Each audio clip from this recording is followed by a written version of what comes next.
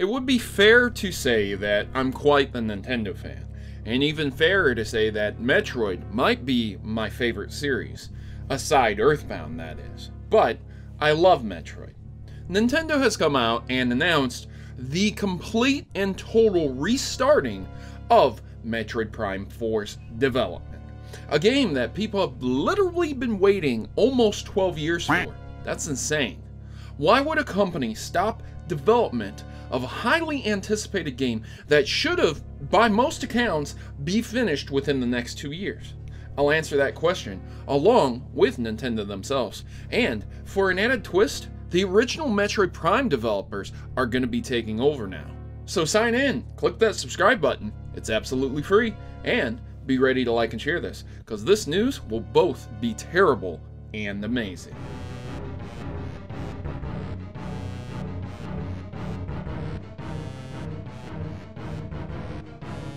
A quick rundown of the story. Nintendo were not satisfied with Metroid Prime 4, replaced the developers with Retro Studios, and, well, they're restarting development. Okay, so that's it. Lots of sorries were to be had, and if you were just here for that story, there you go. But I am going to go much more in depth with it, because that's what I do. This is the news you missed, ladies and gentlemen, so I'm going to cue you in on a lot of things. Let's begin with Metroid Prime. If you've never owned a Nintendo GameCube or a Wii, then you'll not know about this game series, and truly you missed out.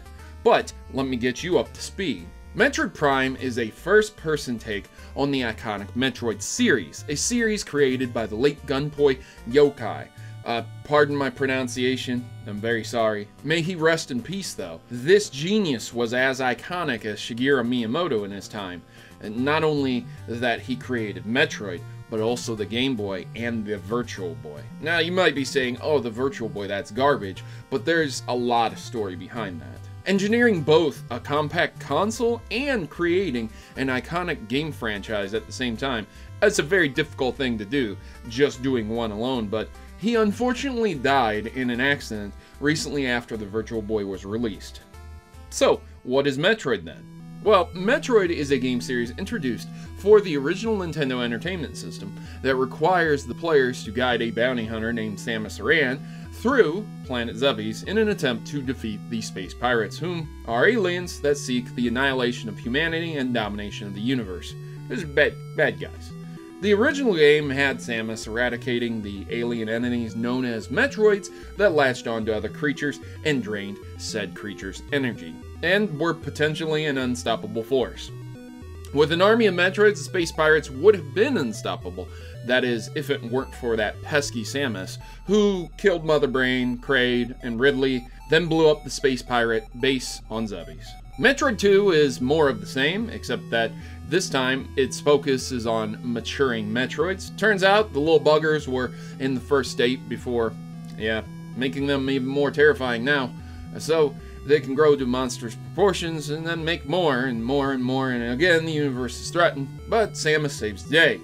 Super Metroid comes next, and with the 16-bit graphics, we return to Planet Zebes, or SR388, to find the last Metroid that was kidnapped by Ridley at the space station. Why did Samus save the baby Metroid from the previous game?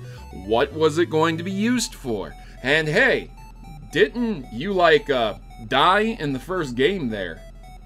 All these questions won't matter because Samus blows up Zebes this time. The entire planet, taking the Mother Brain with it forever, and like the other creatures too, Metroids, Pirates, Kraid, they all died again, and so did Ridley.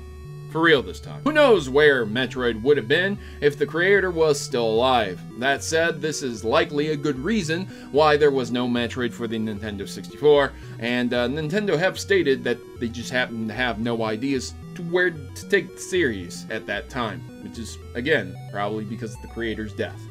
But Nintendo decided to continue the game series by outsourcing its development to a studio known as Retro Studios. And in a sequel to Super Metroid, it turns out that the space pirates had 3 frigates that escaped, with many pirates on them when Zebes was blown up.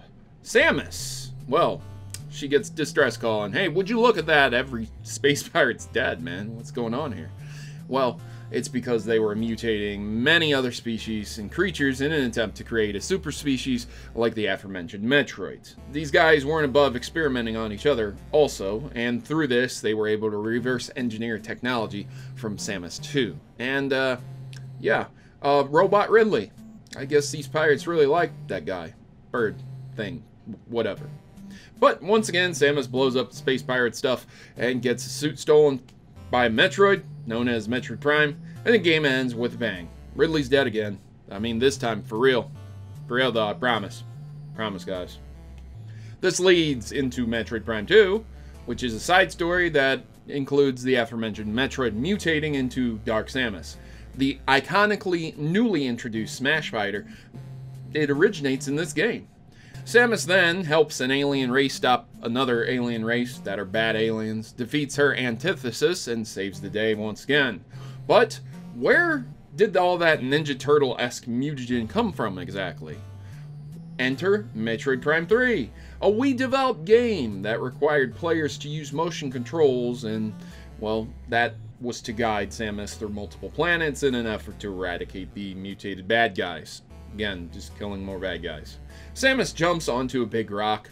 It's nothing but phase on and destroys the source of corruption, then saves the day once again. So that's good. Yeah, basically the hero of the story. All of these games are actually absolute masterpieces. Even though I described all of those games in such a short and quick summary, they're absolute masterpieces, oftentimes being rated at 9, 9.5, or perfect 10. But 12 years later, and Nintendo announces that Metroid Prime 4's development is now reset. Why such a drastic move? Well, as Nintendo have put it, 続編となるこのタイトルに求める品質には届いていないという現状をお伝えせざるを得なくなりました。 Development is not up to Nintendo standards. Boy, I think a lot of developers could learn from this idea, as many games launch utterly broken or devoid of what people actually loved from the series. I'm looking at you, Bethesda. I mean, really, man. And EA? You don't get a pass either. You killed Battlefront, you destroyed a lot of people's loves for Knights of the Old Republic, and Bethesda? Fallout 76? Do I really have to go in depth anymore? But Nintendo are not immune to criticism, because a game called Metroid the Other M sought to create a 2.5D first-person shooter hybrid Metroid game that was set and kind of a strange precursor to all of these events, but sits in a strange place on the Metroid timeline. Okay, that said, a lot of people hated it, as it made Samus look like an edgy, rebellious teen, and the game itself, well, it was pretty restrictive for trivial reasons. And let's not forget Metroid Federation Force, one of the least liked Nintendo games that took on the role of Federation troopers to kill bad guys and accomplish missions. There have been successful side entries to the Metroid series and the Prime series as well, like Hunters and Fusion.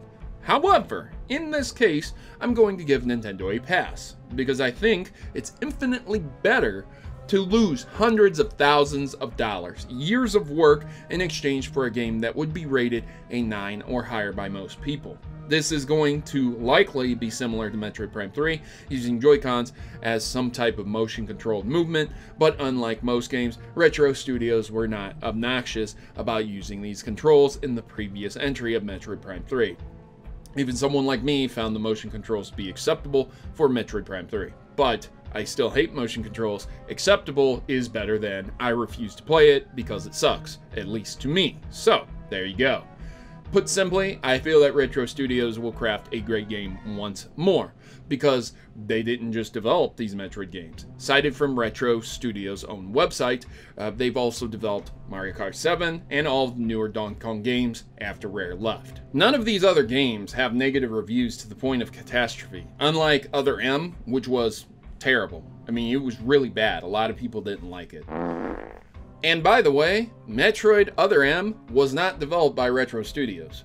None of the Metroid games were controversial in any way that were developed by Retro Studios. Those were all done by other developers, by Nintendo, for whatever reason. I don't know why they cut out Retro Studios, because if they hadn't done that, things would have just gone so much better. Nintendo is extremely apologetic for this reset. Retro Studios is pretty good about developing games, very, very timely. If you look at the record of the Metroid Prime series, it goes from around 2000 to 2007 for 3 games. So that's a pretty short period to crank out 9s and 10 out of 10 games. It's pretty good. So I'm gonna tell you, man, because they had to reset from the beginning, it's probably gonna take at least 2 to 3 years. Probably gonna see it towards the end of the Nintendo Switch's life cycle, but again, that's to be seen.